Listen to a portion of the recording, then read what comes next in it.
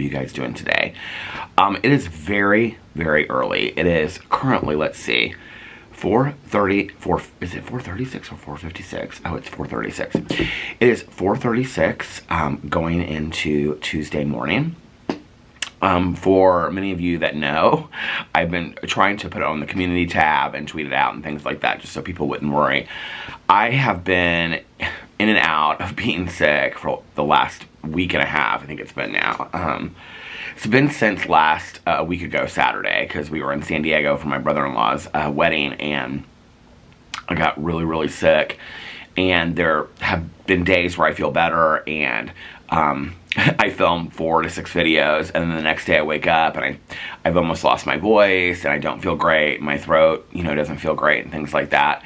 And so anyway, it's just been a roller coaster this last week, and I've taken a bunch of COVID tests. I talked to my doctor on the phone. The doctor said, you can come in here, but I'm telling you right now, it sounds to me like you have a upper respiratory infection. It's going around right now.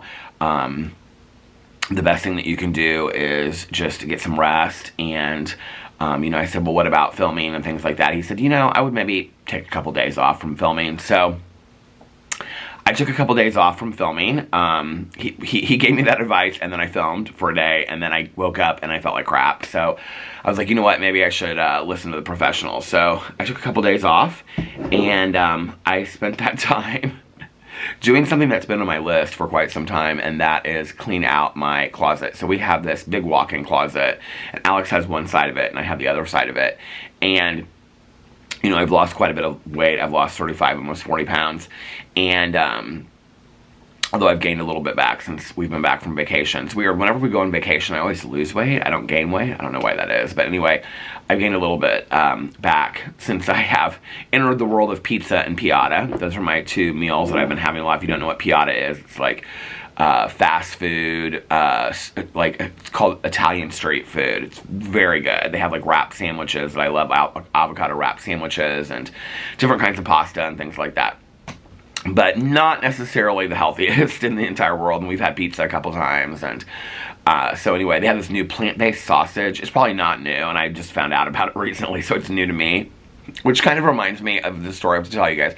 So this is like a little unknown fact, but when you get sober, you love country music. I'm joking. No, that's not true. Not everybody that when they get sober loves country music, but that kind of tended to be my story a little bit. A little unknown fact about Peter Monn is that I am a huge, huge, huge, huge country music fan. And I grew up with my dad listening to like Waylon Jennings, Willie Nelson, things like that, and grew up on all of their music. And so my mom used to call it country western. She hated it. So she was like, after they got separated, she's like, thank God I don't have to listen to that country western music anymore. She always called it country western. So anyway, so I grew up with it, and I hated it. I really never loved that music, right? And then I got sober, and you know, every song, country music song, is either about losing love, divorce. Even the song like D-I-V-O-R-C, you know, it's about losing love, divorce, getting back together, making love, you know, drinking too much, drinking your life into the drain. It's literally about the life of an alcoholic and an addict, right? And so I think that's why, Whiskey Lullaby is me and my friend Tanya Jane. It's like one of our favorite songs of life. And it really is truly a song about 2 alcoholics. It's very sad, but I love that song so much. That's kind of our little anthem that we sing when we're together sometimes when we want to get sad, because it's a sad song. If we don't want to get sad, there's a lot of other music that we sing that's country music. So anyway, and sometimes we break out the Bon Jovi, and sometimes we break out the what's the other one? Sometimes we listen to a little Aerosmith. Sometimes we listen to the rock from the 80s and things like that. But anyway, this one time, I went to go hang out with my friend Tanya Jean, and I had just heard that song, Strawberry Wine. I can't remember who it's by now, but it's not Leanne Rimes. It's somebody. Actually, I have to look it up now, actually, in my iTunes. There are people out there that are like, are you going to ever get to Jeffree Star? Have you ever seen a Peter Monn video before? This is what we do on a Peter Monn video.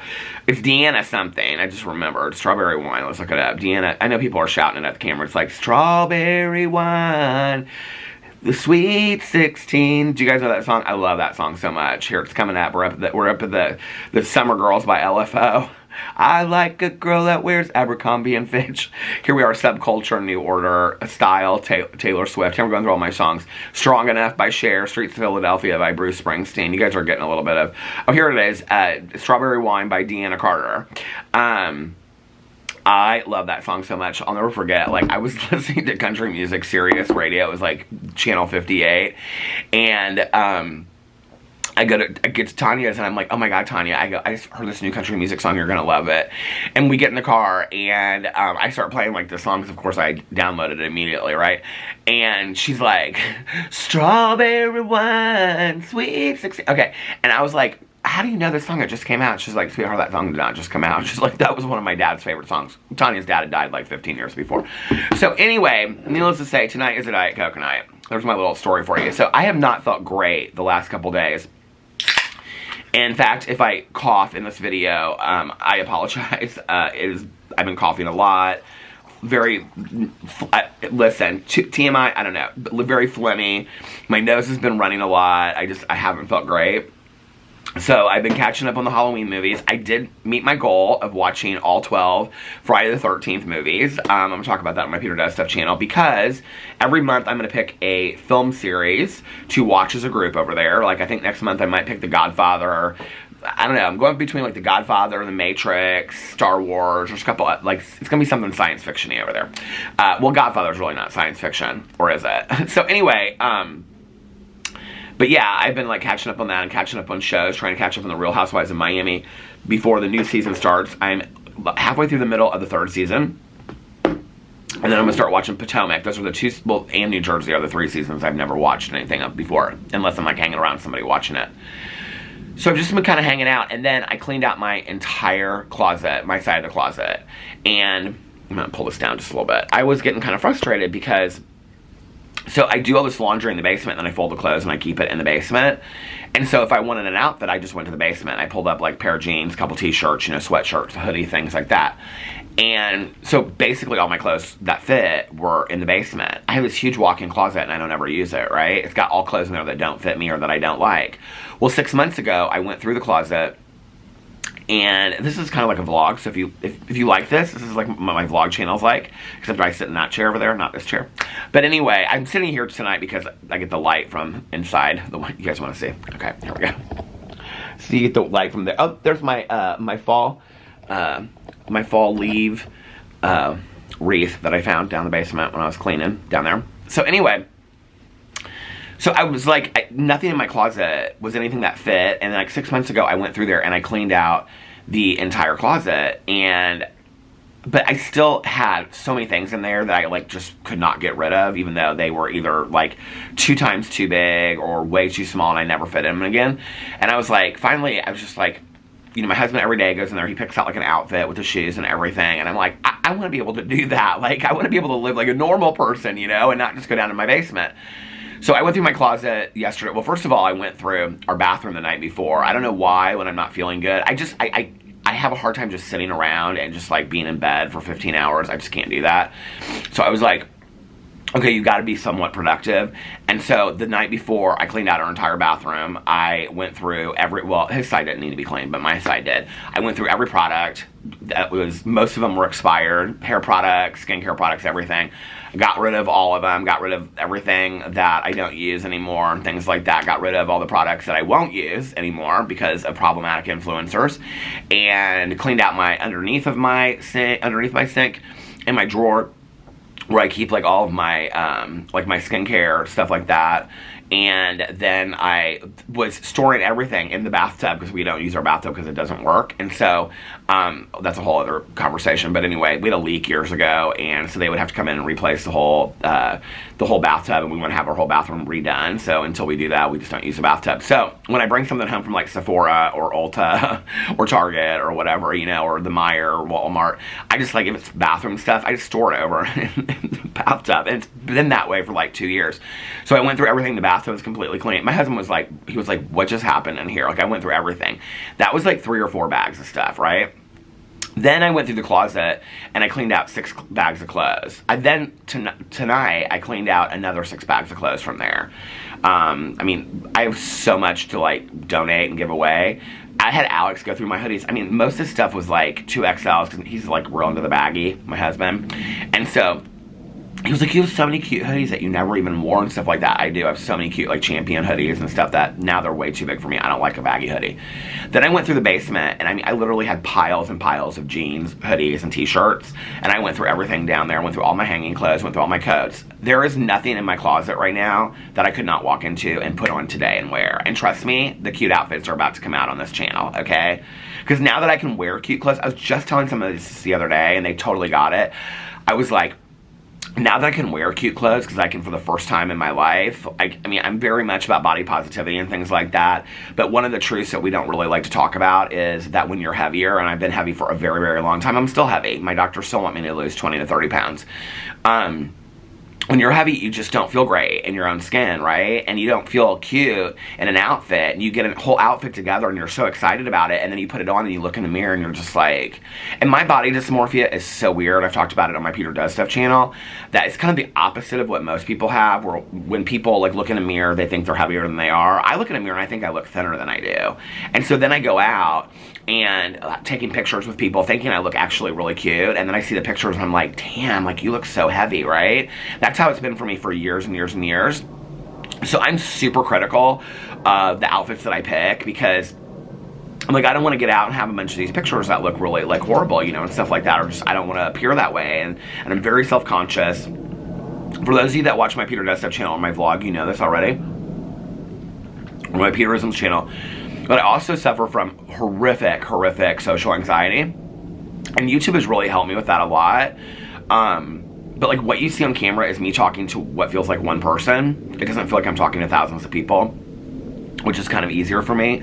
But like if I'm gonna go to a party with like 20 people, like it's really hard for me. I still have to work through that. I'm so grateful that I've had some very dear friends of mine and my husband and my sponsor in recovery and my therapist that have been so supportive of me through that, because I was really missing out on life. I was missing out on so much because we would be invited to a baby shower and my husband would go, or a bridal shower and my husband would go, or an engagement party, you know, or just a party, and I wouldn't go to these things.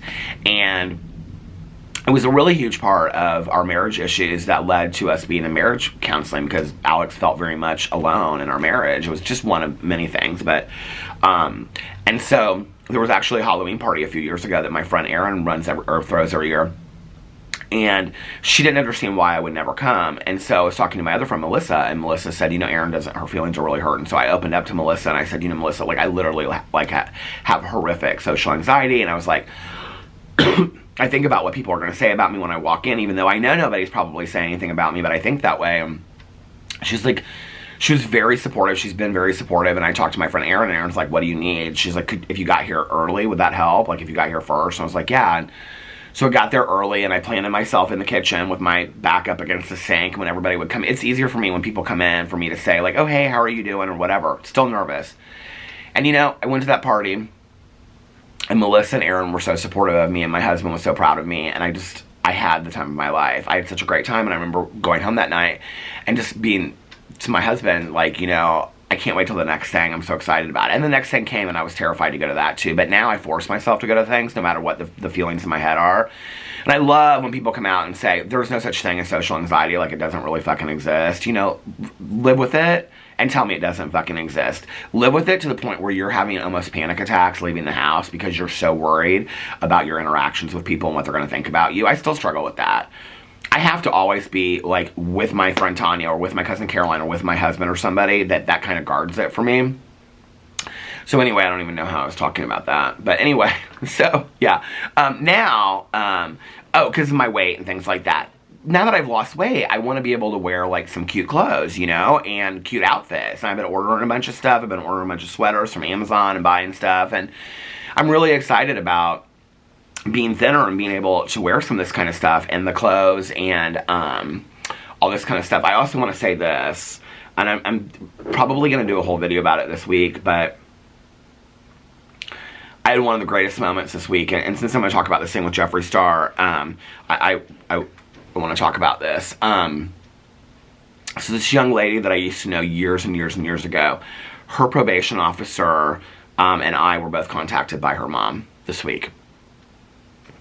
When I am contacted by people's parents or people's spouses that I've known for a long time in recovery, or I've known for a long time but I haven't heard from them in years, and this was the case, is I had not heard from this girl in a very, very long time. I always, if I don't see them in meetings, I don't see them around, I don't know, like, it always makes me sad, and I always kind of wonder, and several times I will try several times to reach out to that person, and then when they don't respond, I don't, like, just kind of let it go. And so, but I do always try to, find out what's going on with the person. So this mom reached out to me, and I saw the message come up, and I thought, oh God, like, I feel like every 2 to 3 weeks I hear of another overdose. Fentanyl is killing people out there right now. Cutting heroin with fentanyl is it's killing people, and it's making it more addictive, and I've had so many friends of mine that have passed that way. I've had so many friends of mine that have died in prison from different things, and I just feel like there's so many joys that come from being a person in recovery. And so for those of you that don't know, I've been sober since December 17th of 1994. I've been sober now, what's today's date? Oh, today's the 17th. I've been sober, let's see, 28 years and 10 months today. Something like that. Anyway, there are a lot of amazing things that come from sobriety. I have an amazing life. There's a lot of sadness that comes too. And I remember my sponsor in early sobriety, my very first sponsor, said to me, if you do this and you make this your life, you're going to step over a lot of bodies in the war of recovery to stay sober. And I can remember thinking that, like, that's a really harsh thing. And then my sponsor that I have now, she always says to me, make the most of your life, because we all have an expiration date. And she said, some of us don't know it's coming sooner than later, and she's probably witnessed twice as many overdoses as I have. And they're harsh statements, but they make me so much more grateful for my life. But needless to say, I'm contacted by a lot of people's spouses or friends or parents of people that I knew in recovery. And so I thought that was the case, and I know this person's probation officer through personal channels anyway, and I love this woman. And so I was like, this is so weird that we're both being tagged in this message. And so I looked at it, and the mom said something to the effect of, in case you don't think the message that you're carrying is working. And it was her daughter's business card, and her daughter is working in the field of addiction now. And I was like, oh my God, like, this is amazing. And so I ended up reaching out to her daughter, and we had this very, very nice conversation. She's been sober for 2 years, and she's doing the deal. She's living the life, and it was so cool to talk to her. And I was like, we do recover. We do recover. This shit is no joke to me. I take it very, very seriously. Every 8 minutes in the United States, somebody dies from an overdose, an opioid overdose. It's not a joke, And for you guys that have watched my vlog for a long time, you know that, like, the 2 months leading up to my sobriety birthday are always really, really difficult for me. I remember a lot of, like, really horrible things that happened when I was in early sobriety, or before I got in early sobriety. I was talking actually to another YouTuber, to a friend of mine, about this, that there are things that, when you come into the meetings of recovery, I think the first thing is that people are surprised that we laugh sometimes about the stories of our life. Well, when you get a little sobriety in you, it's easy to look back on your life of, like, dancing in bars, with no shirt on, and thinking that was funny at the time or whatever. But there's a lot of things that I did, or saying something to Aunt Judy at, Christmas dinner that maybe wasn't the most appropriate thing to say, like, get fucked or something, because you're drunk.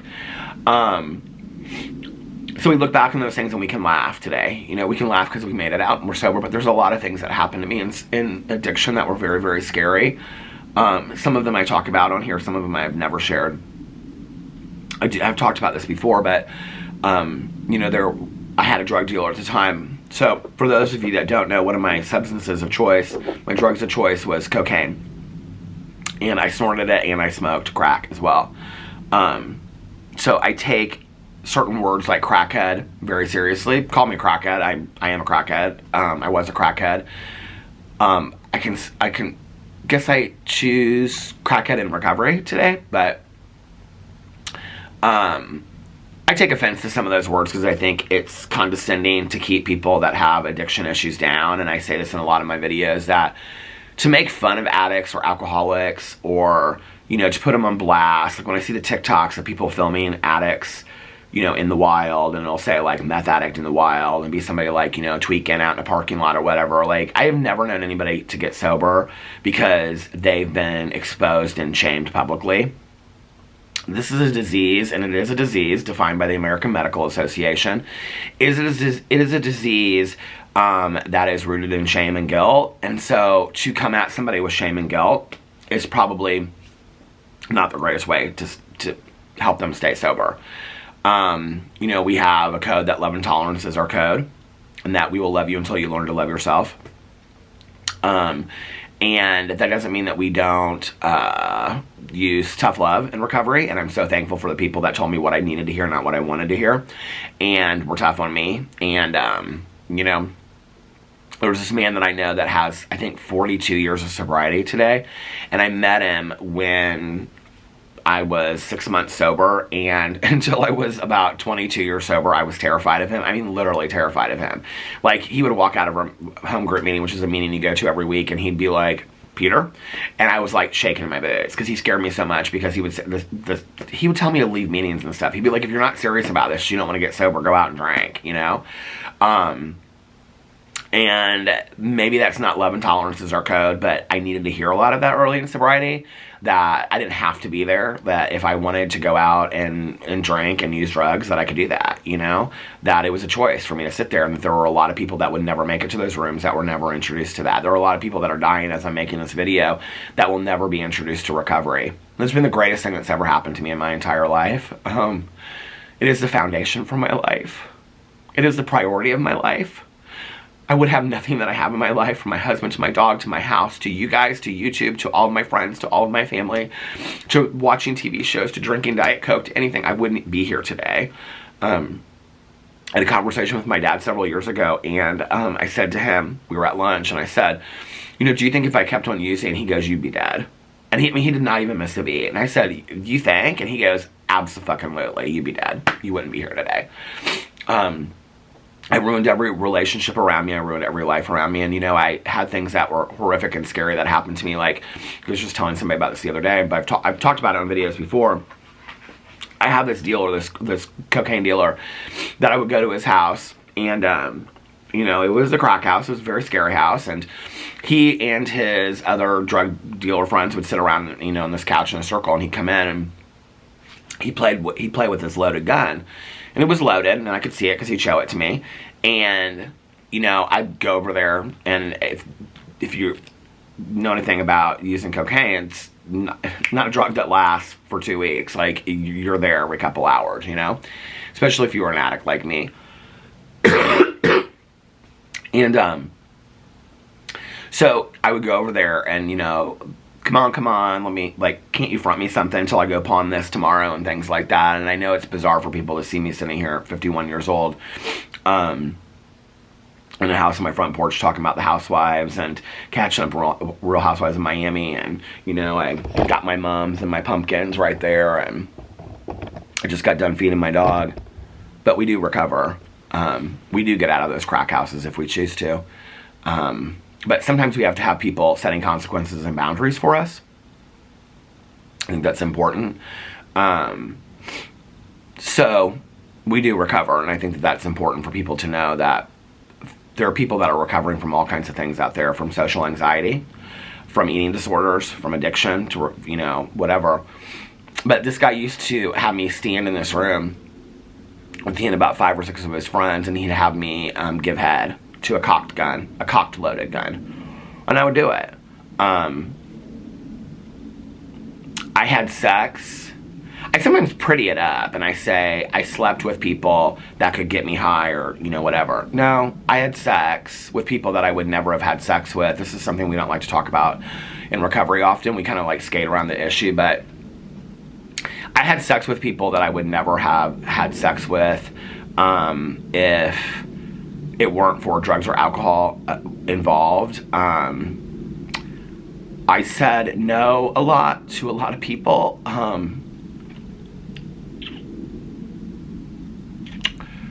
That didn't listen, and I wasn't able to protect myself because of the state that I was in. I put myself in very dangerous situations. I slept behind houses. I slept in cars. I slept in front yards. I slept on porches of people's houses that I had no clue who they were, and I would wake up and have no idea what neighborhood I was in. No way to get home. We didn't have Uber back in those days. Hell, we didn't even have cell phones back in those days. I slept in a dumpster one time out of fear. Woke up, I was a blackout drinker on top of using drugs. I had no idea what happened to me. I take it very seriously. If but for the grace of God, there go I wouldn't be here today. And I'm not a religious person, I'm a spiritual person. I think that's important to note. I think that religion is for people that are afraid of going to hell, and spirituality is for people that have already been there, and I've been to hell. I've lived it. That's why it's very important for me to talk about recovery on my channel, and no matter however you get sober. You don't have to work a 12-step program to get sober.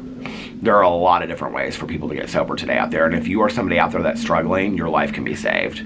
You too can have a life like mine. I was about 6 months sober, 3 months sober, and I heard this, was listening to this lead, which is a story that we tell in sobriety about our lives and what happened, how we got there, and where we're at now. And I can remember listening to this guy's story, and I thought, man, this is so fucking boring. I cannot get down with these Christian folk, okay, that are talking all biblical, and their lives are so boring. And there are some other things. I mean, I was going out to dinner every night at Denny's, you know, after meetings, and thank God I had, like, look back on that, people were willing to buy me cups of coffee and cheeseburgers. You know, I didn't have the money for that kind of stuff, and people were so gracious to me. And I was so ungrateful. I thought, this is so boring. Like, what is this life? And I'll never forget, I was sitting in this meeting. I can see the meeting where it was. It was in this big auditorium at this treatment center. And I sat in this meeting, and I thought to myself, okay, God, if this is what you have for me, if this is the boring-ass life that you want for me, then I'll do this. But this is going to be the foundation for me having an amazing life, amazing relationships in my life. I mean, kind of this deal, you know, with God to some degree. And I was like, I'm gonna have amazing friends in my life. I'm gonna have amazing family in my life. I'm gonna have amazing experiences in my life. I'm gonna have a life beyond my wildest dreams if I'm gonna do this. Today I have a life beyond my wildest dreams. It may seem very simple to a lot of people, but I'm here. I'm still here. I do not take jokes about drugs and alcohol lightly in any way whatsoever.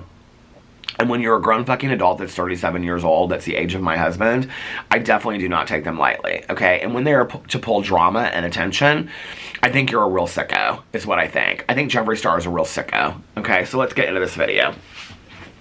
So part of the reason why I'm making this video tonight is because I don't know that I'm not going to wake up tomorrow without my voice, because it seems like I feel great and then I wake up the next morning and I have no voice and I'm coughing my lung up, right? So that's part of why I'm making this video now, so that I have something to post tomorrow morning. So I might post this around noon or something, we'll see. I'm getting ready to watch Below Deck Mediterranean and then try to go back to bed. But I went to bed so early. People want to know why I don't go to bed early. I went to bed early and then I woke up at 4:15, right? And so then I try to get up and sneak out of the room. Then Boo Radley's hungry, so I'm taking him out and feeding him and things like that, right? This is the amazing life I'm talking about. See, like, I'm allowed to have this life today. Don't take that lightly. I'm allowed today to have a marriage. No matter if we're struggling or if it's amazing. I'm allowed to have a marriage today. Today I'm allowed to have friendships in my life. Today I'm allowed to have relationships with my dad and my stepmom and my cousin. Today, and her family. Today I'm allowed to have relationships with my in-laws. Today I'm allowed to have in-laws. You know? Today I'm allowed to have a little dog that I just dote over and can't ever imagine my life without him. You know? Today I have amazing friends in and out of recovery. You know? Today I get to share my stories of recovery. in hopes that maybe somebody else out there, okay, that is sleeping with people they don't want to sleep with and doing anything for their drug dealer to front them money that they know that they don't have to pay back, and so they'll do anything because they don't know how to live without drugs. Maybe they realize that at any point you can step away. My camera stopped. Adam McIntyre said whenever my camera stops, I always do some kind of like, do I do that? I don't even recognize that I do that. Cheers, Adam. Adam is so nice to cover my videos, and I just want to say,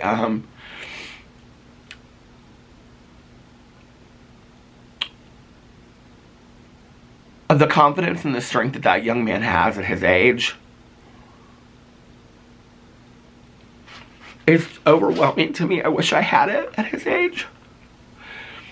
And you know, I believe that we gain our strength from where we come from.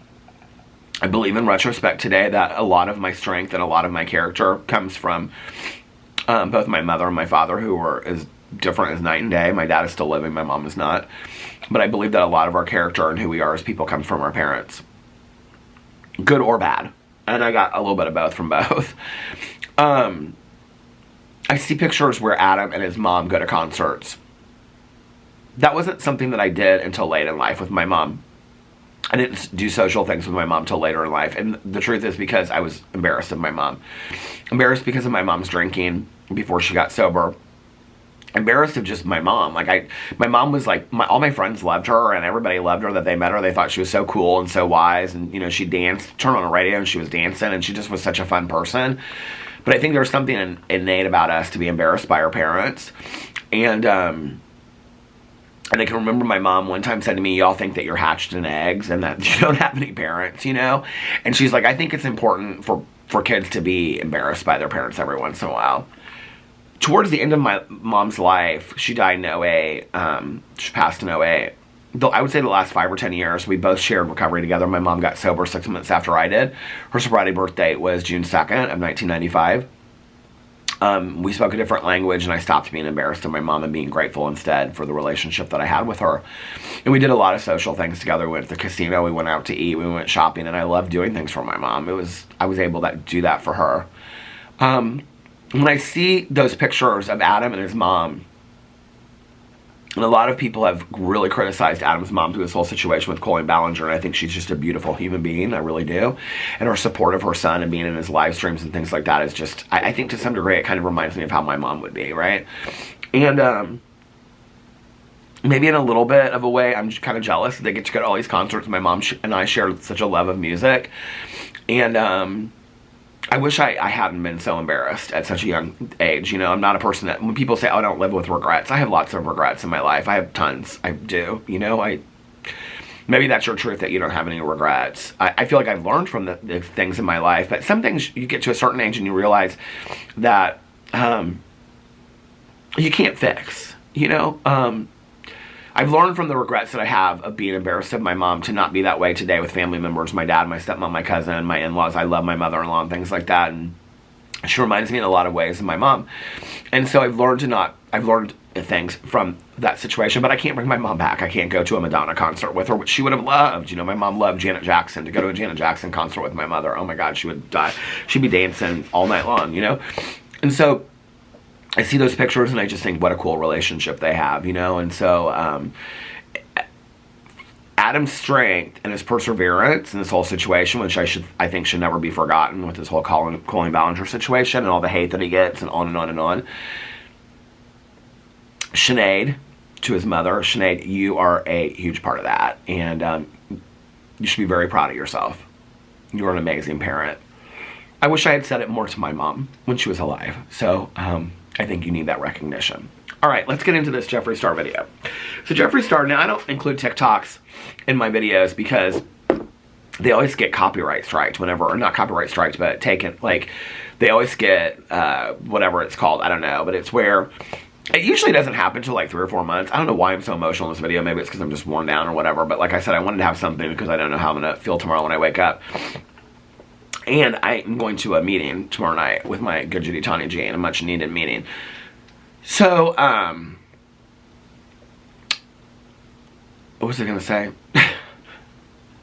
I don't include TikToks in my videos because every time I do, like 2 to 3 months down the road, they always get whatever it's called, copyright I don't even know. It's not a strike on your channel, but it's where, like, they demonetize your video and then demonetize. I think people don't understand demonetization. Like, demonetization doesn't just mean that they take the money off your video. Because if you think I care at 3 months, okay, by 48 hours, I probably made all the money off of a video that I'm going to make anyway, truth be told. And even if I didn't, like, I've never had a problem, like, taking a video down if somebody's asked me to do that. I'm like, listen, if you're that offended by it, I'll take the video down, right? I don't know that I would do that today. I mean, obviously, this is my standing up for myself era. So, like, if Jeffree Star contacted me and was like, what we're not going to do today is offend Jeffree Star. I'd say, you know what, Jeffree, go get fucked, okay? My video's staying up. I didn't say anything in there about an opinion on a public figure. You want to be a public figure so much, okay? You want to be so fucking famous. Then you open yourself up to opinions. And opinions are like assholes. Everybody's got one, okay? Opinions aren't facts. Opinions are not facts. Okay, it's just my opinion. Have your opinion. Okay, Jeffree, have your opinion. Jeffree Star has lots of opinions. Although, when Jeffree Star has an opinion, his minions and his super fans look at it and they go, oh my god, Jeffree Star just said that. Oh my god, Jeffree Star hates these people, so we should hate these people too. When Peter Monn says it in a video about Jeffree Star, it's how dare you talk about this man, he's so kind. Really? Okay, Jeffree Star is nobody that I would want in my life, okay? From the stories that I have heard behind the scenes and what I have witnessed by Jeffree Star himself, he is nobody that I would ever want, okay, in my personal life. He talks about James Charles being vile. I know what he's talking about, okay? But he's not just talking about that. He's not just talking about the predatory behavior of James Charles when he refers to James Charles being vile, okay? Jeffree Star, you're a vile person too.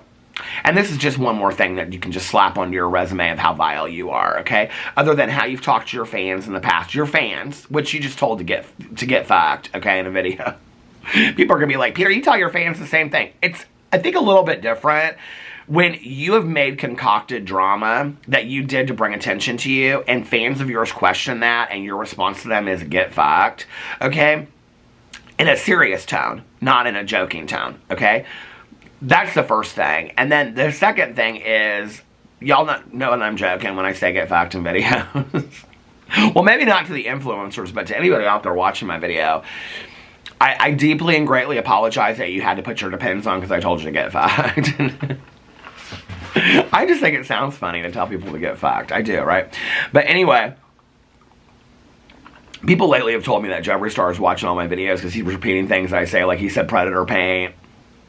Marlena Stell said predator paint to begin with. It was never me. I was never the one that came up with that. But yes, I did hear him in the Rich Lux interview where he said predator paint.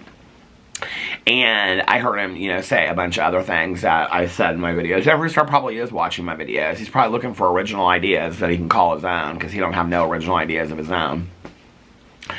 You think he just sits around like, oh my god, what should we call this palette?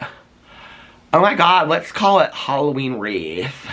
We'll do it in the shape of a wreath, and it'll be like, that's how his ideas, it's like Jaclyn Hill fart ideas. Y'all eat them up. Gothic beach, what the fuck does that even mean?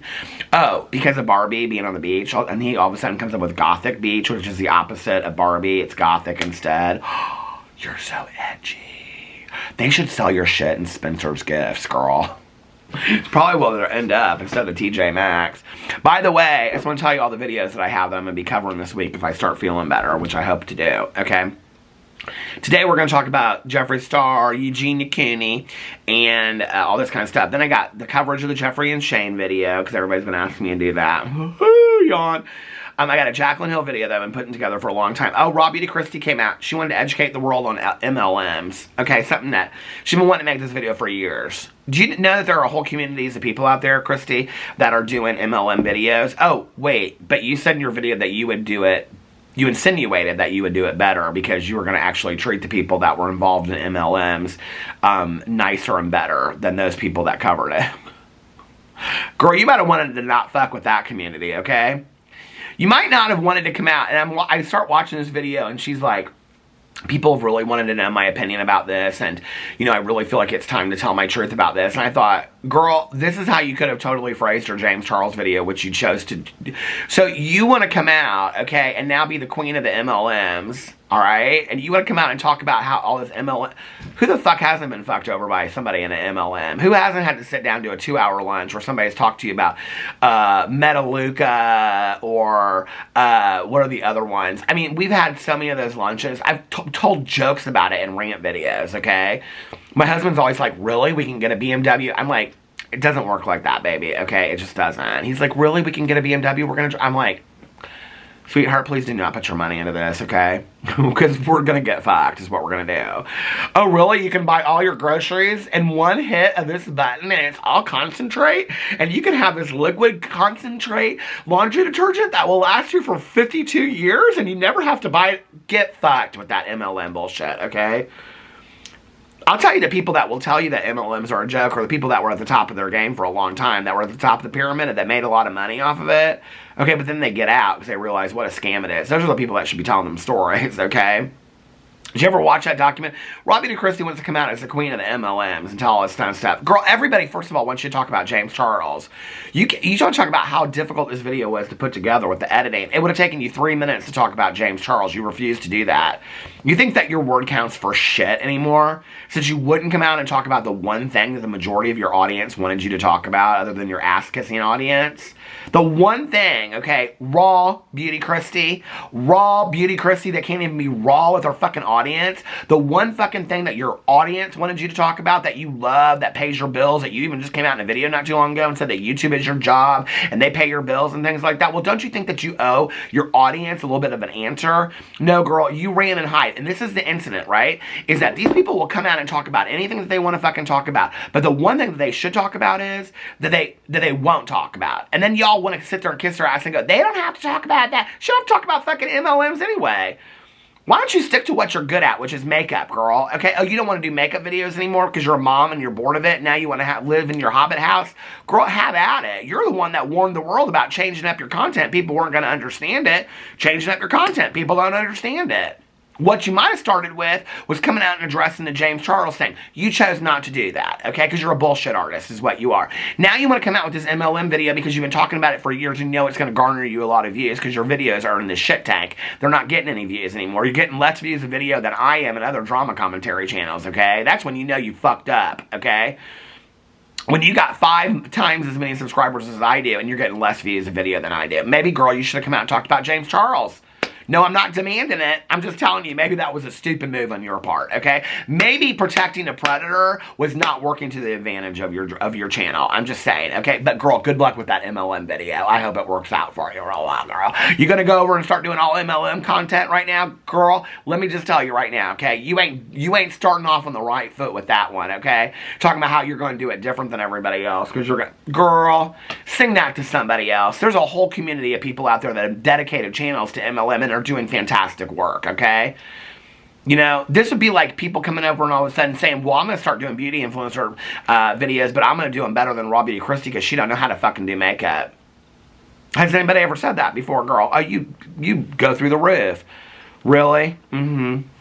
But you come for all your peers, don't you? You come for the Jeffree Stars and James Charles and the Toddy Westbrook's until you won't talk about it. Which is what you are, as a bullshit artist. And you want to put up 15 videos about mocha latte looks and MLMs. Girl, don't nobody fucking care about that, okay? You bore a snake with that shit.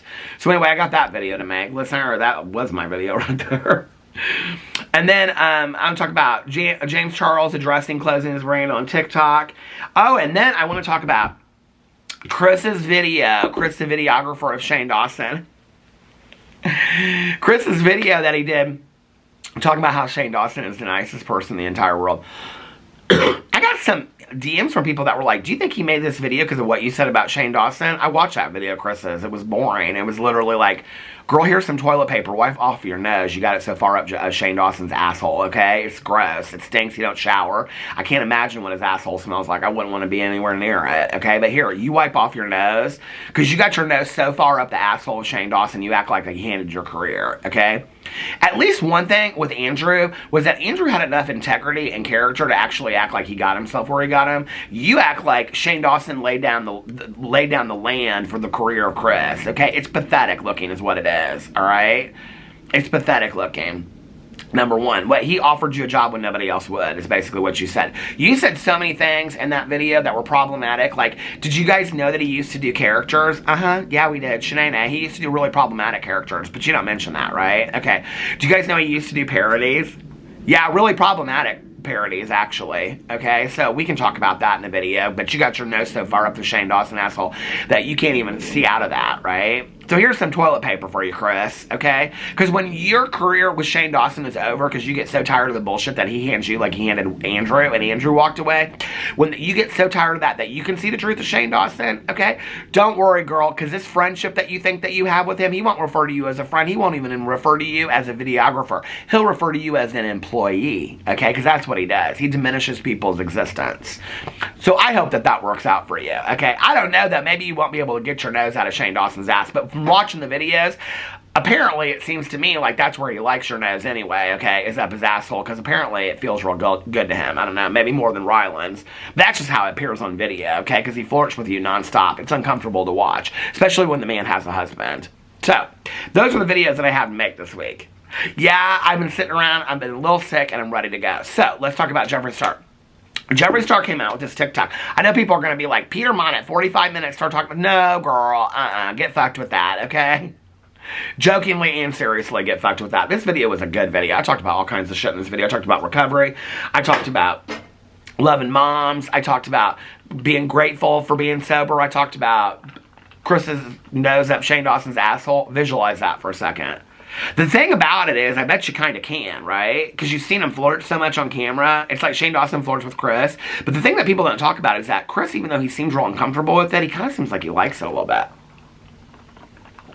Do you remember when Monique on Queens of Comedy? Now, I know she's not the most popular person anymore, but she was hilarious on that Queens of Comedy. You remember when she said that she don't let nobody in her house, no woman in her house without her being there, and that she said, she was talking about hiring a housekeeper, and she's like, nuh-uh, I'm not hiring no housekeeper unless she's 80 years old and she got one hair. And she goes, when I leave the house, every woman in the house leaves the house too, and mama, that means you grab your handbook, right? That is me, okay? Trust me all day long, and that is my husband too, all right? Ryland's just sitting there pushing out farts on his all four legs, okay? On his 4 knees down there on the floor pushing out farts while Chris is over there flirting with his husband. Girl, seriously? Have you seen this man's video? This man just did a 20-minute video kissing your husband's ass and talking about how he's the greatest thing since sliced bread, okay? And you're letting him flirt with him? Y'all have some fuck triangle or something going on over there? I wouldn't be letting that stuff happen. But everybody always talks about how weird it is that Shane Dawson flirts with Chris and that it's so inappropriate around Ryland, which I agree, okay? I mean, I think a little innocent flirting here and there is totally normal in life. Like, listen, I'm not that jealous, okay? If my husband's flirting with somebody or somebody's flirting with him, and it's real innocent, listen, trust me, you know the difference, okay? You know the difference between flirting with somebody and I want to fuck you flirting with somebody. There's a difference, okay? Don't act like you're fucking new. Don't act like you grew up yesterday. There's a difference. Shane Dawson looks at Chris like he wants to lay him down and fuck him, okay? Like, I'm telling you right now from watching the video. And the Chris is like, oh, God. And people are like, it's awkward. No, he seems flattered by it, okay? He seems like he'd lay right up into that, too. Why are all these people wanting to lay up with somebody that looks like they don't even take no showers, girl? Girl, I know that's a fetish for some people, okay? But we're going to talk about what that's called. Anyway, so Jeffree Star comes out with this TikTok, okay? Now, like I said, I don't include TikToks because my videos always get copyrighted, okay? But, so he does this video, and he's holding his phone up, okay? And then he goes to the side. This is so fucking contrived drama of Jeffree Star. He goes to the side, and he does, you can't see him, he's like this on camera. And then he comes back, and he's, like, talking to somebody that's sitting in the background and whatever, and he's like, oh, yeah, and then he does one of these. Uh-huh. Uh-huh. I'm, like, watching this TikTok. Okay, now, Jeffree Star has come out and talked about how he doesn't do drugs. He smokes pot, right? Okay. You chronically smoke pot. Let's just make that a statement, first of all. Hey, listen, do you smoke your Mary Jane if you need to, okay? One of the reasons why I say that is because so many people are protective of marijuana in this country. But the reality is, if you're smoking pot as much as Jeffree Star appears to be smoking and shows that he's smoking, you're chronically smoking pot, okay? For the average person that's out there going to school, having a marriage, having a relationship, having babies, trying to work a full-time job, you cannot be smoking chronically all day long like that. And if you do, maybe you have a problem, okay? And I'm going to share with you a real unpopular opinion. I'm kind of under the belief that a drug is a drug is a drug. It depends on how you use it. Do I believe that there are people that can drink that are not alcoholic? Absolutely. I just wasn't one of those people because when I drank all day long. Do I believe that there are people out there that can smoke pot that are not addicts? Absolutely, okay? But I was not one of them. When I smoked, baby, I smoked all day long. I love smoking pot, okay? We called it pot. We called it all kinds of things back there. We didn't call it the weed, and we didn't use grams. We were using ounces back then. That's how old school I am. I loved it. I did, okay? And I have lots of friends of mine today that smoke it recreationally, all right? Like maybe 3 nights a week before they go to bed, or, you know, with their husband late at night, you know, having a joint or a oney or something like that. Not all day long, and not that your entire culture at 37 years old is around marijuana. Let's just put this in perspective, okay? If people were, like, talking about alcohol the way that people talk about marijuana, it's like this new thing. It's like everybody that smokes pot, it's like real into it, acts like they're 15 years old, okay? Like, for me, it's like a lot of this talk of Jeffree Star and all this, you know, whatever, is like very much like if you had a YouTuber, like, let's just put this in perspective, okay? And like I said, I smoked my fair share of weed, okay? It's real easy for me to enable my own marijuana use from back in the day, which I haven't smoked pot since December 17th of 1994 because, number one, I never suffered any consequences from it and didn't cost me a lot of money. Truth of the story, okay? And I loved it. I loved it, you know? But I have to look at it today as a drug is a drug is a drug. Because if I start smoking pot, I'm going to start drinking again. I'm going to start eating pills. I'm going to start smoking cocaine and snorting cocaine. I'm going to start doing all of it again, right? Okay. So as a recovering addict, I look at it as a drug is a drug is a drug. But, you know, what's interesting to me is that if you saw somebody that was talking as much about alcohol, okay, and different brands of vodka, and how much vodka they were, you know, every day, if you looked at it that way, y'all would think that person was a hardcore alcoholic and that they shouldn't be posting them videos on YouTube. You'd be like, oh no, they're like not a good role model. If somebody was literally wasted drunk, it's funny when they're high on videos, right? But if they were wasted drunk on a video, like everyone's, I don't think that's cute when people are like getting drunk and they're like, okay, especially when you're like 35, 40 and you're getting in videos like we did too many shots and whatever. And I'm like, maybe that's not something cute to be showing on a video. You know what I mean? Listen, my husband drinks. My husband's a real drinker. He'll throw up an Instagram story of him like cheering a shot to somebody, okay? I think it's different when you're an influencer to a lot of young people. Like I have friends of mine that drink. Okay? Listen, I got friends of mine that like to have the Kendall Jackson and have too many glasses of wine and sit on their front porch and they light a candle late at night and they're like, oh, pretty candle, blah, blah, blah. If you don't agree with my opinions, unfriend me. Okay, girl, with quickness, I will, you know?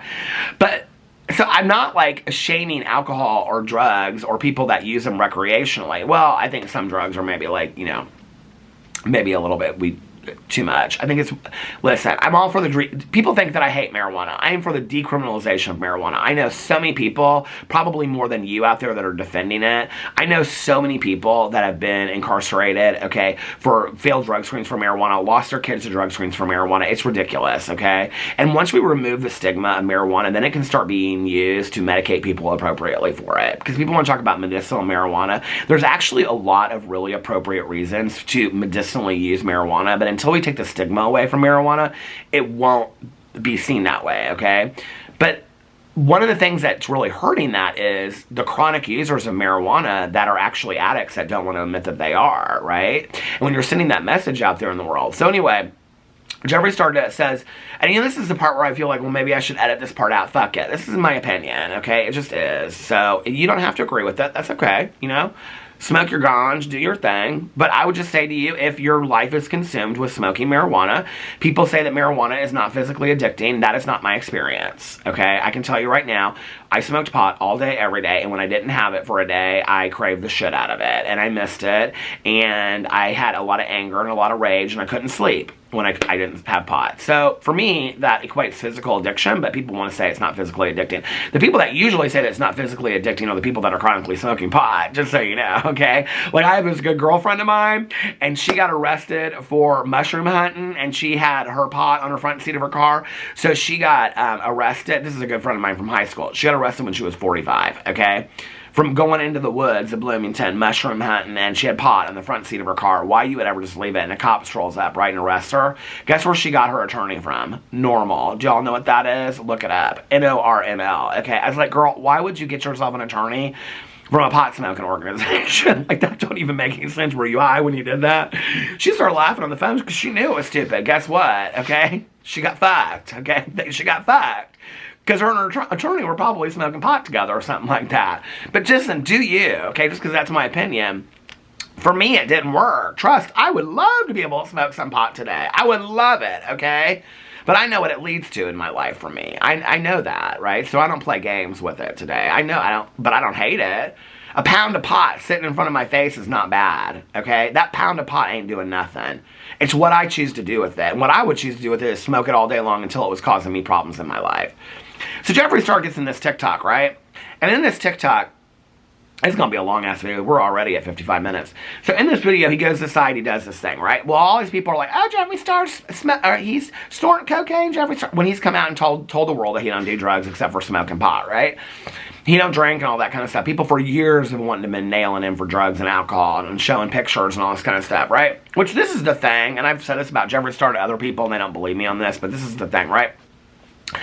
Jeffree Star, I do not think is as smart as I have given him credit for through the years, but the one thing I do think that he's smart about is Jeffree Star will not come out and say something that is not true that could be proven otherwise. Like, he would not come out and talk about Manny or Laura or James Charles if it could be proven otherwise. He would not come out with something in his personal life that he would be worried that people have pictures of him drinking or doing drugs out there that he thought could be proven otherwise. Jeffree Star is not going to come out with something and say it if he thinks that there is somebody out there, you know, Judy Smith, that's sitting in her house with a picture or a story that she can get on video and she can tell that is proven otherwise. So if Jeffree Star has been accused of things and he has never talked about it, that shows that there's truth in it, number one, okay? Because if there was any truth to that story and he could, or if there's any falseness to that story, he could come out and claim otherwise, he would. So stories that you have heard about Jeffree Star that he has never addressed, I believe are based in truth, because he comes out and addresses everything that there is any kind of falsehood to whatsoever, right? Number two, I believe that most of what he puts out there, I mean, there's a lot of lies that he puts out there, but they're not lies that can be proven. They just aren't, okay? And just look into that. So he's not going to come out and say that he doesn't drink and use drugs, okay? When people can prove to the contrary of that. If he's like sitting around doing cocaine, there's people out there with cell phones and stuff. No, he's not going to do that. He's not stupid. That somebody could throw up a picture of him, you know, hitting a crack pipe or, you know, whatever. He's not going to do that. The man is not stupid. So he does his TikTok, okay? Now, how old is Jeffree Star? I think he's 37. Hold on a second. Let me look this up. Because this is the kind of shit that I pulled when I was like 12 years old. You know, like, hold on, Jeffree Star, age, 30, he's 37 years old. I was right. Okay, this is the kind of shit, like, I read that book, Little Girl Lost, by Drew Barrymore. I love that book so much. I read it when I was like 12, and, hold on a second, I better fact check this, because if I don't, then people will be like, Peter, you did not fact check this. Okay, Little Girl Lost, what year did it come out? I read it the year it came out, so we'll see what year this was. Girl Lost year. Okay. The Drew Barrymore. Oh, I guess it was a little bit older than I thought it was. It came out February 1st of 1990, so that was my senior year in high school. But I remember reading that book. It must have been some other book that I was talking about, but I remember reading that book and reading some other book. And the book that I read, oh, you know what I bet it was? I bet it was Go Ask Alice. But I can remember reading that book when I was like 12 or 13 and crushing up Smarties and taking them to school and having people think that I was snorting cocaine. That was before I ever did cocaine, okay? Because I wanted people to think that I did cocaine. Or was it The Breakfast Club? I don't remember. It was one of them movies. But anyway, books. I think it was Go Ask Alice, actually. Did you ever read that book? Oh my God, we're just having that breakdown in that closet. Because somebody done, they done dosed her. I mean, it's not funny, but if you've ever seen like the 1965 movie where she's like screaming in that closet, it's a little comical. Anyway, did y'all hear that Suzanne Summers and Piper Laurie passed away? Oh my God, I feel like my week is ruined. I'm sick, and Suzanne Summers and Piper Laurie passed away. I grew up on Suzanne Summers. Come and knock on my door. Take a step that is new. I love Chrissy so much, okay? Number one. Number two, Piper Laurie I loved in Carrie, and I most importantly loved her in Twin Peaks. So, rest in peace, both you beautiful women. I love them so much. So this is the kind of shenanigans that you pull when you're like in junior high and high school. Okay, I guess I was a senior in high school when I read that book. That was where she was doing cocaine and things like that. And I was like, oh, I want to be like Drew Barrymore. little did I know, little girl lost, that I would turn into little girl lost and end up that my life would be that way, down the shitter, okay? And that's exactly what happened, is I started doing cocaine because I wanted to do it, and my life turned down the shitter because I read a book about a girl that gets sober, all right? So Jeffree Star, to his hundreds of thousands, if not millions, of young audience, thinks it's cute to get into TikTok and act like he's doing cocaine, okay? Because he knows it's going to garner him a lot of drama. What, you got another launch, girl? You got your Christmas mystery boxes that don't nobody want? That you can't even sell out what you just, that shit you just put out there. Girl, don't nobody want it. Jeffree Star, you're done, girl. You're done, okay? Nobody cares about you anymore, okay? And sure as shit, nobody cares about them ugly-ass wigs that Hair by Jay keeps on putting up on your head. Trust is going to stop. Hold on a second. I had to do that because Adam called me out for it. So anyway, so then he gets called out for it, right? And all these people are like, oh, Jeffree, are you doing cocaine? Oh, Jeffree. I mean, these people are so stupid. I'm sorry, okay? But if you're somebody over there commenting on Jeffree Star's video thinking he's doing cocaine, you really think Jeffree Star is so dumb that he's going to get in a TikTok and he's going to go to the side and go, oh, hold on a second.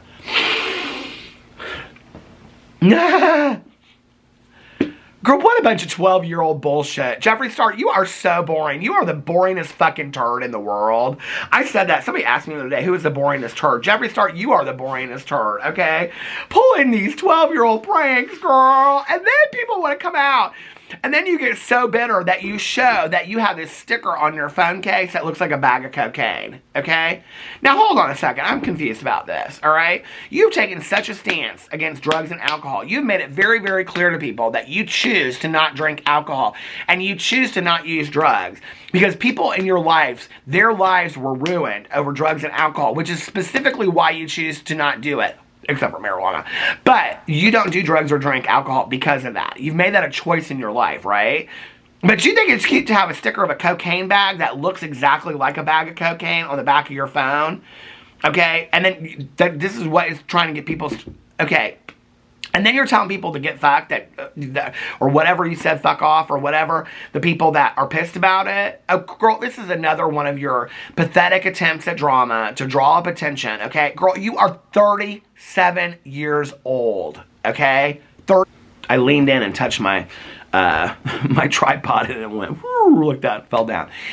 Jeffree Star, now that I got interrupted, listen, you need to grow up, okay? These 12-year-old antics, no wonder you and Shane Dawson claim to be such good Judies. Apparently he's flying out to Wyoming. I heard this, but Shane Dawson's flying out to Wyoming to do what? A video with you and Eugenia Cooney? Because she's on her way out there too. We're going to get to her in just a second. So anyway, Shane Dawson makes these penis and vagina jokes. Those are so funny, aren't they? You know why they're funny? It's because Shane Dawson, listen, I won't even get into that, okay? I won't even get into that. But ask yourself why you are a 35, 36-year-old man, okay, that thinks that penis and vagina jokes that you would make when you were 12-year-olds are funny, okay, first of all. I don't know, Shane Dawson. I think maybe you ought to start practicing a little bit more in the mirror. These like, ooh, oh my God, girl, selling our used makeup up at the TJ Maxx. Girl, I haven't even watched this video yet. I read the comments, okay? That people are, you know... I gotta really watch... I was gonna say... Fuck it. People are over there jizzing themselves, okay? Over the fact that she, like, made this video calling her, oh my God, did you see? I cannot believe this is that. Girl, seriously? Are people for real that, like... Are you new? Like, seriously, that you did not know that they sold used makeup and that people are trying makeup up and putting it back in boxes in the TJ Maxx? Have you ever been in a TJ Maxx or a Marshalls? Obviously, this is like Shane Dawson. Y'all have afforded him this luxury life that he has never been in a TJ Maxx before. Girl, I have been in a TJ Maxx and a Marshalls, okay? And I have been standing right next to Judy Smith, who is taking tubes out of her things, trying on her lipstick, okay? And putting it right back in a box, girl. And I ain't making no documentary about it. Oh my God, girl! Oh my God! Oh my God! Oh my God! And all this trickery that you supposedly pulled with putting a sticker in the inside of the box and you just happen to pull that same box, girl. We'll get to that later in the week because I got lots of notes. I watched part of that video, yes. Girl, Boris Snake, okay? Boris Snake... At least we know my videos are boring, okay? Because I talk about the same 5 or 6 people. Yes, ma'am, I do. I own it all day long, okay?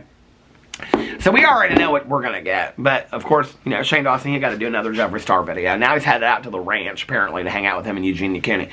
So Jeffree Star gets so bent out of shape about the fact that people are wondering if he was using cocaine on a TikTok when he actually made it look like he was doing cocaine on a TikTok.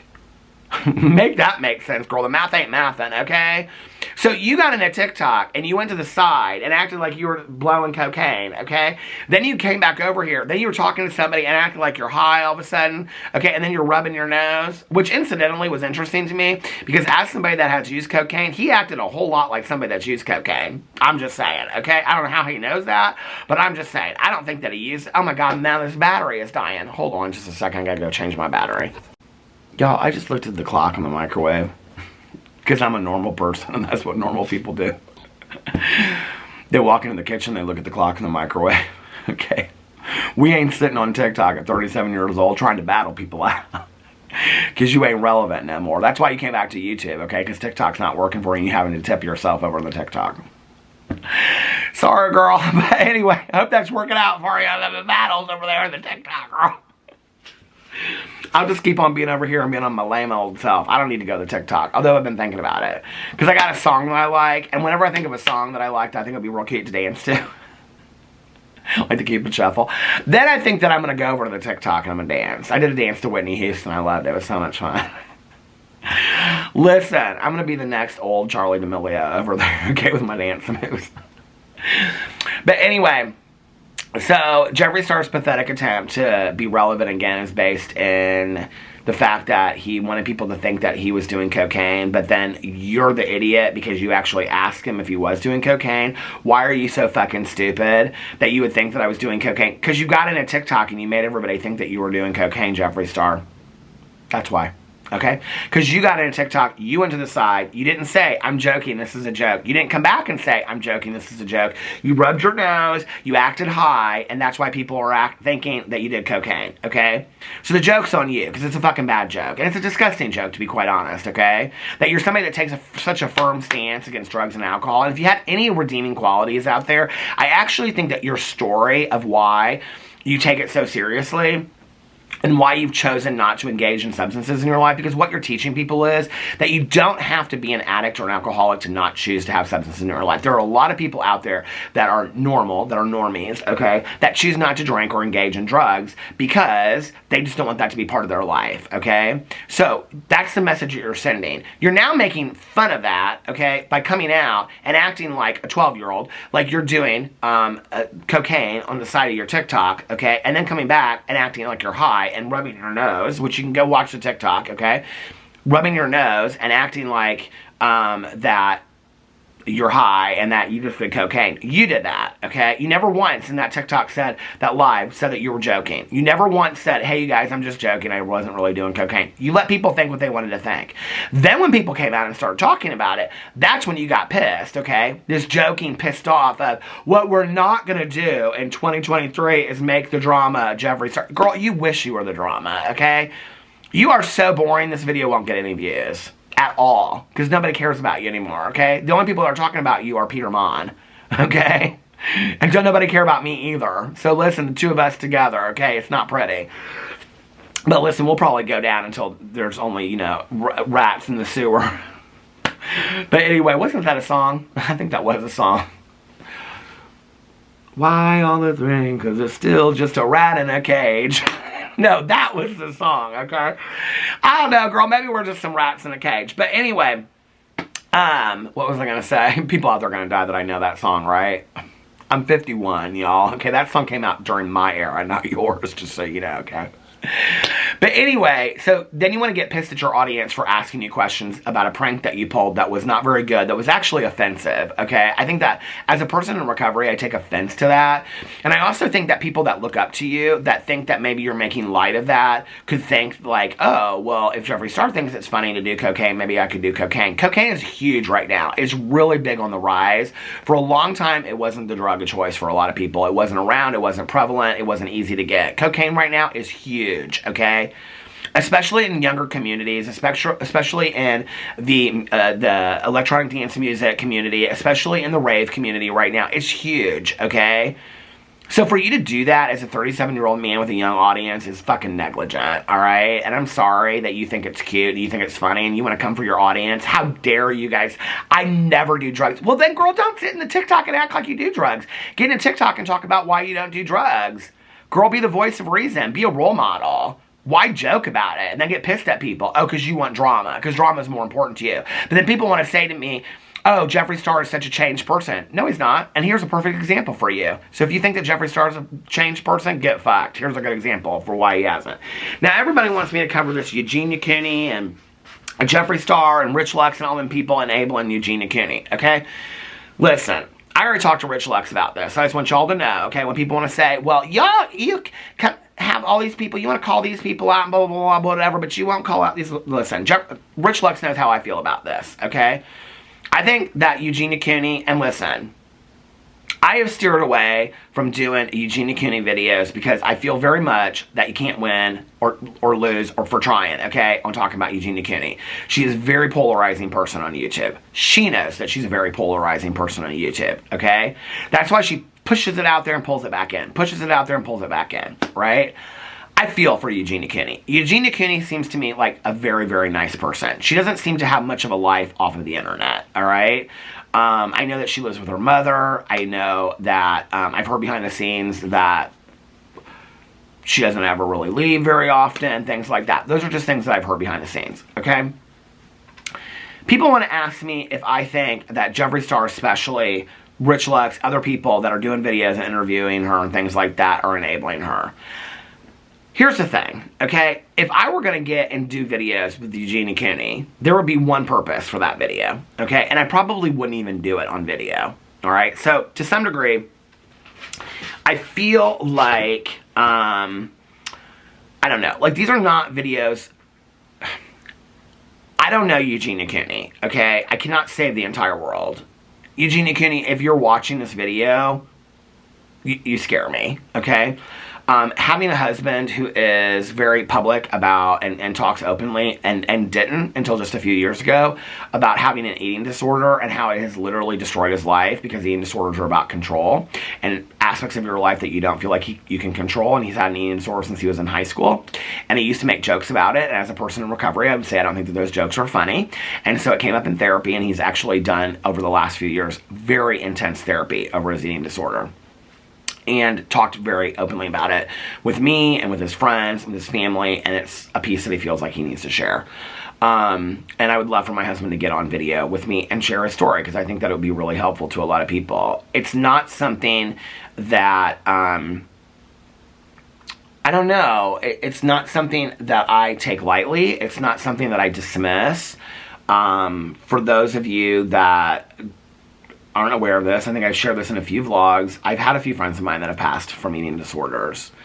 I've had a few of my friends that passed because their bodies weren't getting the nourishment they needed, and I think this attitude of somebody with an eating disorder will get help if they need it is a really negligent attitude. I would not feel comfortable getting in a video with Eugenia Cooney personally myself, because I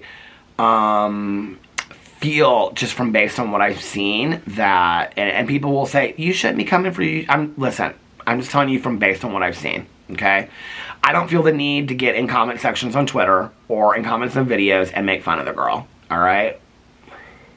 But when you want to compare it to addicts in recovery, and that addicts in recovery don't get help until they want it, that's bullshit, first of all. I don't really know an addict or an alcoholic. I mean, maybe 2 a year do I meet. Out of all the people that I meet in a year that come into a 12-step program or treatment willingly, most don't, okay? Most come into treatment programs or 12-step programs because they are either court-ordered, they're on work release and drug court, or their families tell them that they have to go, or their wives tell them that they're gonna, or their husbands tell them that they're gonna leave, or they're gonna lose their kids, or they're gonna lose their job, okay? Or they're forced into treatment, like I was. Most of them, and I wasn't even forced into treatment. My dad said to me, like, you can come with me or you can go back to jail. It's up to you. I wasn't stupid. I knew I wasn't gonna make it in prison, okay? So I went to treatment. That was the easier of the two outs. I'm not stupid. I chose to stay because I started having peace and serenity, okay? So I'm not a believer that people willingly walk through the doors of recovery. Just like I am not a believer that people willingly walk through recovery for an eating disorder. My husband would never have, okay? To some degree, it was working for him in his life, okay? He didn't see all the negative that was coming along with it. I have a lot of friends of mine that have eating disorders, and the majority of them that are working on them in therapy and things like that today. I think she is... It worries me for her. I think, too... I saw the TikTok where... You know, she's talking about being 5150, which is kind of like this, like, throw-around word, you know. I mean, I worked in treatment centers for 13 years, and people always don't talk about 5150. It's like, we always talked about 72-hour holds, that the police would take people and put them in a 72-hour hold in a treatment facility for them to be evaluated and things like that. They were extremely difficult to get. I just want to make this clear. It's not like you just call up the police and they do a wellness check and they come out and they do a 5150 on you and put you in a facility. It doesn't work that way. Like, you have to have, like, family members involved in that, and the police. Many times you also have to have, like, a 72-hour hold. You have to have, like, a judge intervene in that, as well as, like, a family member and a doctor. So you don't just get 5150 out of nowhere. It doesn't just, like, somebody calls up on the phone and you're 5150 or 72-hour hold. So for that to happen... And I saw her response in the video, and she's like, no, like, they just came out, and the crisis team was really nice to me, and things like that. I don't know. If Eugenia Cooney was my friend, and I think that she seems like a very nice, a lovely person, I don't know that I would be throwing her up in a bunch of videos. I think that instead I'd be really worried about her and having some very serious conversations with her off of camera, why... I feel like she really needs help. I think that people, you know, I talked about earlier about love and tolerance is our code. Love and tolerance is our code, and we teach people to love themselves, and we love them until they can love themselves, right? I think people that suffer from eating disorders and mental health issues, I suffer from many myself, okay? Like, I've shared a lot recently about my OCD, talk about social anxiety and things like that. We're not necessarily people that have learned to love ourselves 100%, you know, and we struggle with that. We struggle with issues of control in our life because there's been many areas of our life where we didn't feel like we had control. Many of that from childhood trauma, like myself, all the way through adulthood. I'm not somebody that's going to get in a video and I'm going to shame Eugenia Cooney and make her feel bad for that. I'm not going to shame the people around her and whatever, but I think that maybe they need to rethink their stance on this. And that if they want to have that investment in Eugenia Cooney, okay, the way that I would feel about it is, if Eugenia Cooney was a friend of mine in my life, okay, and a lot of people around her have gotten a lot of shit for attempting to try to get her help. If Eugenia Cooney was in my life, okay, and I would tell Eugenia Cooney this, I would say, I'm not comfortable putting you in a video because I think you need help, okay? If you don't want to get help, that's on you, all right? I don't know that I can stand by and I can continue to support this because I'm really worried for your life. I'm really worried for your health, okay? But I'm not willing to throw you up in a video because my concern for you is deeper than my need to have you in a video. And I would tell her that. And I'd say, I love you, and if you need something from me, that's fine, but you're not willing to listen to me. And I would do everything in my power to try to get that girl help. Because she needs it, obviously. And... I won't even get into the role modeling and all that kind of stuff. I think, for me, it's very different when you are not an addict or an alcoholic and you've made that very clear that you don't use drugs, and you get in a video or TikTok and you act like you're doing cocaine, okay, for what, I don't know, versus somebody that has an actual mental health issue, okay, or has medical issues and things like that, and is suffering in front of you on camera, and people are shouting at her, literally in all caps in comment sections, about needing to get help and things like that. I'm telling you right now, okay, and I can speak only from addiction, but I also live with somebody that has had an eating disorder, a very serious active eating disorder, that shouting at people and putting them down and whatever is not helping them, okay? I've never known an addict, like I said earlier, to get sober from being put on full blast. I have never known an addict or a person with an eating disorder, and I've known many, okay, to get healthy because people yell at them. I also don't know that addicts or people with eating disorders are the first people that will step forward and say, I need help, okay, because they think that they don't need help. They think that it's working for them. As a person in recovery, I can tell you today, alcohol and drugs worked for me for a very long time until they didn't anymore. If they still worked for me and they still numbed my feelings and my emotions and I didn't have to deal with shit, I would still be drinking and using drugs today. So I can't step into the shoes of somebody that has an eating disorder and tell you what they're thinking. But what I can tell you is that the majority of the people that I know in my life that suffer from eating disorders, addiction, things like that are not the first people to ask for help. They have to have people around them that love them and care them enough to set boundaries and limits with them and help them with consequences and help them with love to say, you need help and I can't engage in this anymore. That would be the stance that I would take with Eugenia Cooney. I'm very worried for her. I feel for her. I don't know her. I have never interacted with her before. I hope that she gets the help that she needs at some point. And that's not me being mean. That's me loving and caring for another human being out there that seems to be suffering for whatever reason. So that's how I feel about that. I would not feel comfortable putting her in a video. I wouldn't even feel comfortable putting her in a video and asking her those questions in an interview. I think it's too personal. It's like when people want to say, well, Jeffree Star and Trisha Paytas should go on this podcast with Trisha Paytas together and work it out public. No, I think this is something that needs to be worked out privately. You know, not everything in the world needs to be shown on camera. Not everything needs to be discussed unless there's a message behind it. I share a lot of my personal life, but a lot of my personal life has a message behind it that I want to share with people to maybe help one person out there. If Eugenia Cooney went and got help and was actively working on her eating disorder and was in therapy and talking about that and talking about what she had learned this week and what things were helpful, that would be a completely different story. Okay? But I would not be willing to interview somebody and put them on full blast for a conversation that doesn't need to occur on camera. So I wouldn't be asking those questions in an interview, the hard-hitting questions of what people want to hear, what people want to see, things like that. I think it's at points like this where other people need to step in. I needed people in my life to step in. I needed my dad, my stepmother. I needed friends of mine to step in.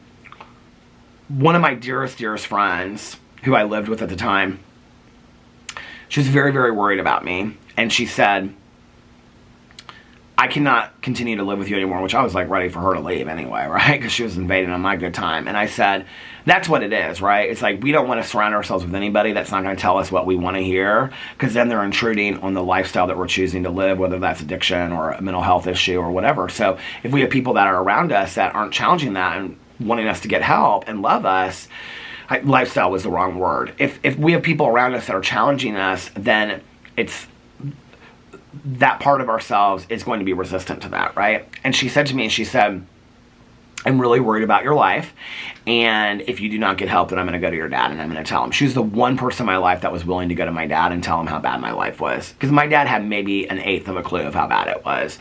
And she was like, I can't continue to watch you live this way and destroy your life.